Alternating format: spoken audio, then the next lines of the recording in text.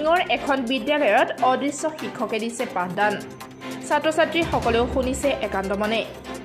বটদ্ৰৱা প্ৰাথমিক শিক্ষা খণ্ডত আছে এই বিশেষ চৰকাৰী বিদ্যালয়খন আচলতে বিদ্যালয়খনত শিক্ষকৰ অভাৱত মোবাইলত পানীবদ্ধ কৰি পাঠদান চলাব লগা হৈছে শিক্ষকসকলে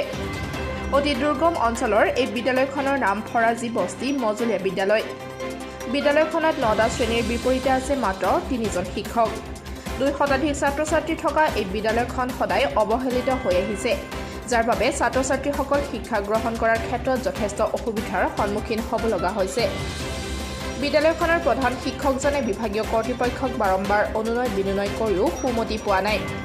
অতি পিছপৰা অঞ্চলৰ এই বিদ্যালয়খনত পৰ্যাপ্ত শিক্ষক নিযুক্তি দিবলৈ চৰকাৰক অনুৰোধ জনাইছে অভিভাৱক তথা শিক্ষকসকলে মই ইলেক্ট্ৰনিক মাধ্যমৰ জৰিয়তে আপোনালোক ইয়াত আহি পোৱাৰ কাৰণে মই ধন্যবাদ জনাইছোঁ আৰু আমাৰ সমস্যাটো আজিৰ নহয় বিগত 5 বছৰ ধৰি এইটো সমস্যাত আমাৰ বিদ্যালয়খন ভুগি আছে বিভাগীয় কৰ্তৃপক্ষক বাৰম্বাৰ যোগাযোগ কৰাৰ পিছতো এতিয়ালৈকে কোনো সুফল আমি পোৱা নাই দক্ষ মুখ্যমন্ত্ৰী মহোদয়ৰ যি কৰ্ম ব্যৱস্থা আৰু আমাৰ মাননীয় শিক্ষা মন্ত্ৰী ৰণোজ পেগু ডাঙৰীয়াৰ যি পদক্ষেপ তাক আমি যথেষ্ট সন্মান জনাইছোঁ আৰু আমি আশাবাদী নিশ্চয় আপোনালোকৰ মাধ্যমত যদি তেখেতসকলৰ চকুত এই সমস্যাটো পৰে তেনেহ'লে অনাগত দিনত সমস্যা সমাধান হ'ব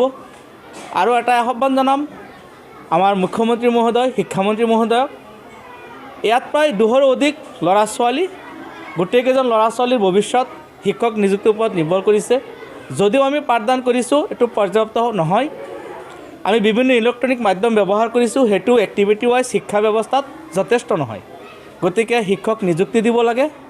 মই প্ৰধান শিক্ষক হিচাপে আপোনালোকৰ মাধ্যমত মই মুখ্যমন্ত্ৰী মহোদয় আৰু শিক্ষামন্ত্ৰী মহোদয়লৈ কৰজোৰে অনুৰোধ জনাইছোঁ শিক্ষকৰ ব্যৱস্থা কৰি দিলে আমি যথেষ্ট উপকৃত হ'ম এই অঞ্চল উপকৃত হ'ব আৰু 200ৰো অধিক ল'ৰা ছোৱালীৰ ভৱিষ্যত ৰক্ষা কৰিব আমাৰ বিদ্যালয়খনৰ নাম ফৰাজী বস্তি মজলীয়া বিদ্যালয় আমি 3জন শিক্ষকে বহু কষ্টৰ মাজেৰে আমি বিদ্যালয়ৰ পাঠদান কাৰ্যসূচী চলাই নিছোঁ আমাৰ যথেষ্ট অসুবিধা হৈছে গতিকে মই বিভাগীয় কৰ্তৃপক্ষক এটাই অনুৰোধ জনাম যাতে অনতি পলমে আমাৰ বিদ্যালয়ত শিক্ষক নিযুক্তি দিয়ে যেন আপোনাদের পাঠদান ক্লাস আমার দেখা হতো আপনাদের স্পিকার আপনি রেকর্ডিং করে আপনার ক্লাস পাঠদান দিয়ে আছে এর উপর আপনার কি যেহেতু আমাৰ বিদ্যালয়ত শিক্ষকৰ সংখ্যা কম গতিকে আমি বিভিন্ন কৌশল অৱলম্বন কৰি ছাত্ৰ-ছাত্ৰীসকলক আমি পাঠদান দিবলগীয়া পৰিছে আমাৰ বিদ্যালয়ত বৰ্তমান 200ৰো অধিক ছাত্ৰ-ছাত্ৰী আছে আমি শিক্ষক মাত্ৰ 3জন আমাৰ মাননীয় মুখ্যমন্ত্ৰী মহোদয় মাননীয় শিক্ষামন্ত্ৰী মহোদয় আমি এটাই অনুৰোধ জনাম যাতে আমাৰ এই বিদ্যালয়ৰ যিটো দীৰ্ঘদিনীয়া সমস্যা সেই সমস্যাটো সমাধান কৰি দিয়ে যেন